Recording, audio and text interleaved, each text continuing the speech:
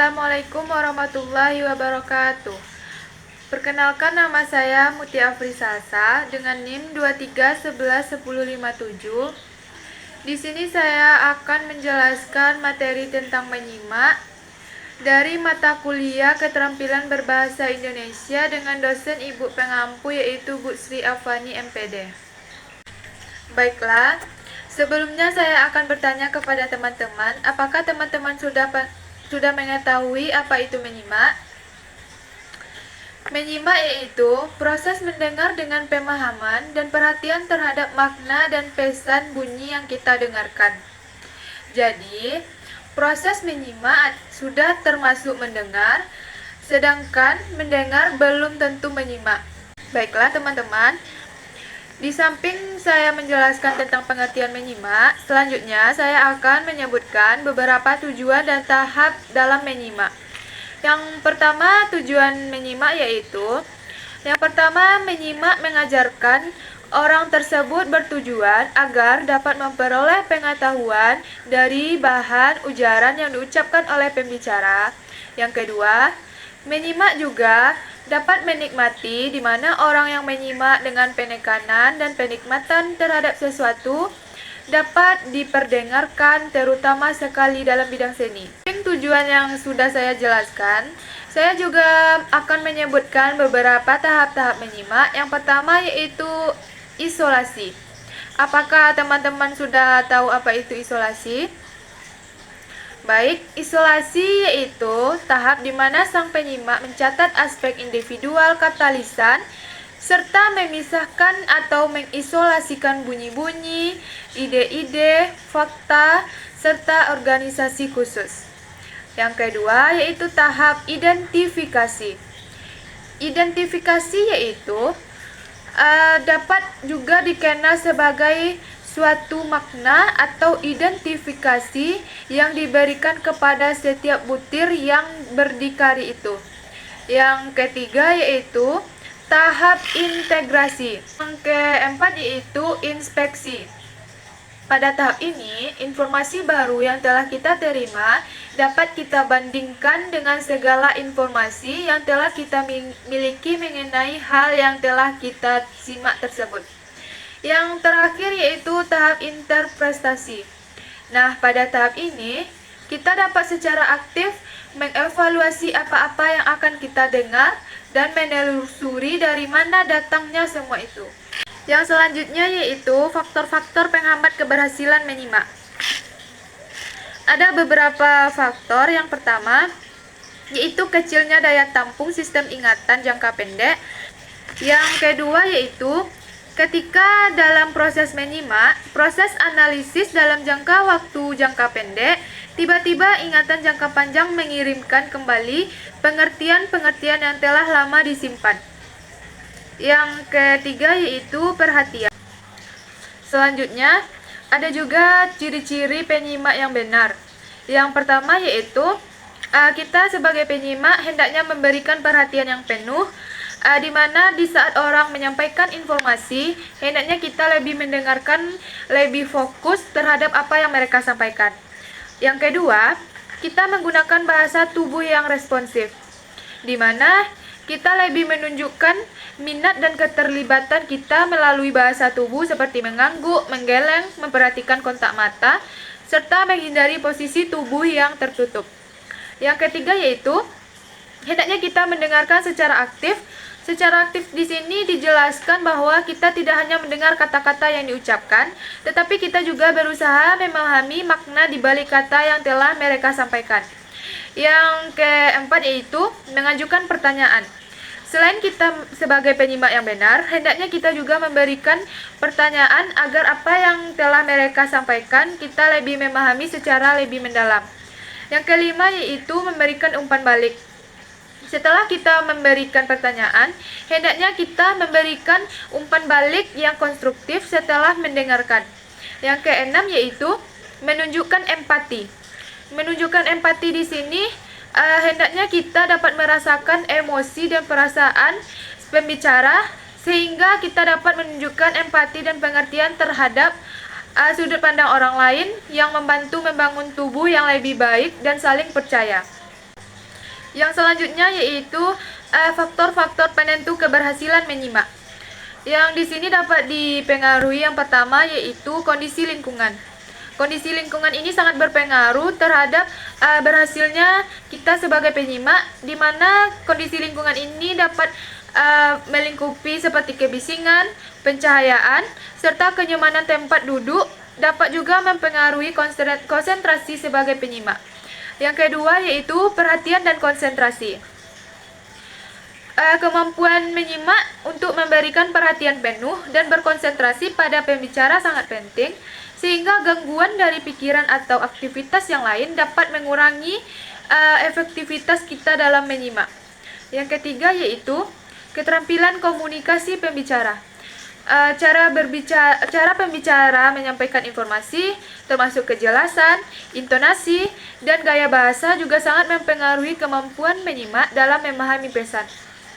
Yang keempat yaitu pengalaman dan pengetahuan. Pengetahuan dan pengalaman menyimak mengenai topik yang dibahas akan sangat mempengaruhi sejauh mana mereka dapat memahami informasi. Yang terakhir yaitu kesiapan mental dan fisik. Nah, kondisi fisik dan mental juga sangat mempengaruhi kemampuan menyimak, di mana penyimak yang sehat secara fisik akan lebih mampu fokus serta terlibat dalam proses mendengarkan. Poin selanjutnya yaitu cara meningkatkan perilaku menyimak. Yang pertama yaitu kita fokuskan perhatian sepenuhnya kepada pembicara, mematikan atau menjauhkan gangguan seperti ponsel, sehingga dapat benar-benar mendengarkan apa yang akan disampaikan oleh pembicara. Yang kedua yaitu senantiasa melibatkan diri kita dalam mendengar aktif dengan memberikan respon verbal ataupun nonverbal, seperti mengangguk, menggeleng, memberikan umpan balik, mengulangi beberapa poin penting dari pembicara. Yang ketiga yaitu cobalah kita untuk memahami perasaan pembicara, serta mengembangkan empati juga sangat membantu kita dalam terhubungnya informasi yang disampaikan dan merespon yang lebih baik. Yang keempat yaitu janganlah ragu untuk mengajukan pertanyaan. Jika ada yang tidak kita pahami, maka berikanlah pertanyaan yang baik agar dapat membantu memperjelas informasi serta menunjukkan bahwa kita benar-benar mendengarkan mereka. Yang kelima yaitu selalu buatlah catatan saat mendengarkan, dapat memahami kita mengingat informasi terhadap apa yang disampaikan oleh pembicara. Yang keenam yaitu selalu berlatih untuk tidak menginterupsi pembicara.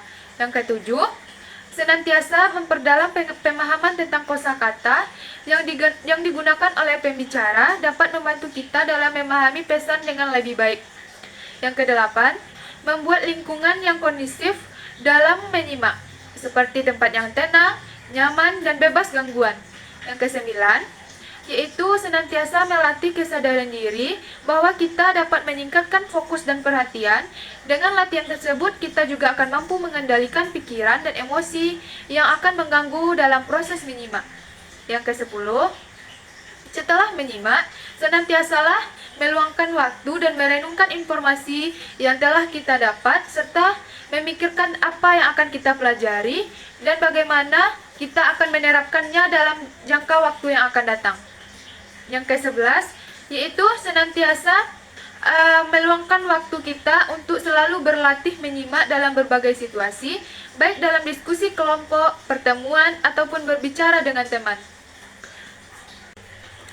Nah, poin yang terakhir yaitu strategi menyimak untuk SD. Dan apa sih contohnya? Yang pertama yaitu mendengarkan aktif. Langkahnya yaitu kita dapat melakukan, kita ajarkan siswa untuk memberikan perhatian penuh. Ketika ada seseorang yang lagi berbicara, maka kita ajak siswa tersebut untuk selalu menjaga kontak mata dan tidak mengalihkan pandangan kita kepada pembicara. Contohnya saat guru menjelaskan pelajaran, maka kita beritahu siswa untuk selalu menatap guru. Apabila guru bertanya maka mengangguk, di mana mengangguk tersebut dapat diartikan sebagai tanda bahwa si anak mulai memahami dan tidak berbicara dengan teman sebangku. Yang kedua yaitu kita dapat mengajukan pertanyaan, di mana contohnya yaitu setelah mendengarkan cerita yang telah kita bacakan sebagai seorang guru, maka kita minta siswa untuk mengajukan 1 ataupun 2 pertanyaan tentang cerita tersebut. Kenapa sih tokoh utama merasa sedih? Kenapa sih hal itu bisa terjadi? Nah, selanjutnya saat kita menjelaskan cara melakukan contohnya operasi matematika, kita hendaknya meminta siswa untuk menulis langkah-langkah di buku catatan mereka, atau bisa juga kita sebut sebagai catatan poin penting yang akan bisa mereka pelajari serta mereka pahami selanjutnya. Yang selanjutnya yaitu setelah mendengarkan penjelasan tentang lingkungan, kita juga meminta siswa, kita juga bisa membuat siswa ke dalam bentuk kelompok kecil untuk mendiskusikan apa yang sudah mereka pelajari, kemudian meringkasnya di depan kelas atau menjelaskannya di depan kelas. Yang kelima yaitu kita gunakan permainan peran untuk melatih siswa mendengarkan dengan cermat dalam situasi yang agak berbeda. Contohnya, dalam aktivitas seperti berita palsu, kita meminta satu siswa berperan sebagai reporter atau pembawa acara, di mana kita minta dia untuk menceritakan sebuah berita, sementara siswa lain harus mendengarkan.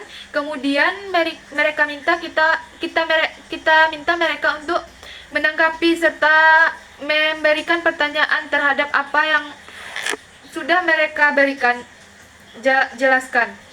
Yang selanjutnya yaitu kegiatan dengarkan atau gambar.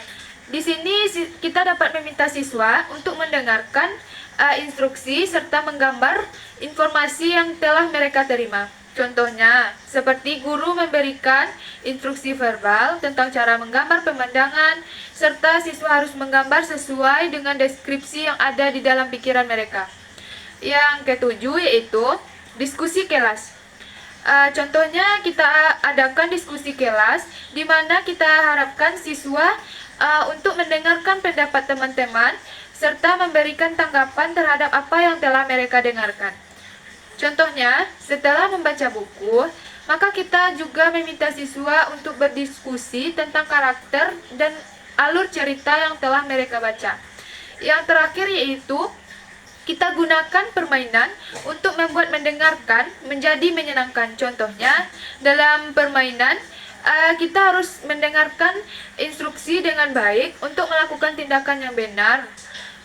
Strategi menyimak ini juga dapat kita terapkan dengan cara yang menarik dan interaktif, di mana dapat membantu siswa SD membangun serta mengembangkan keterampilan menyimak dalam hal yang lebih baik.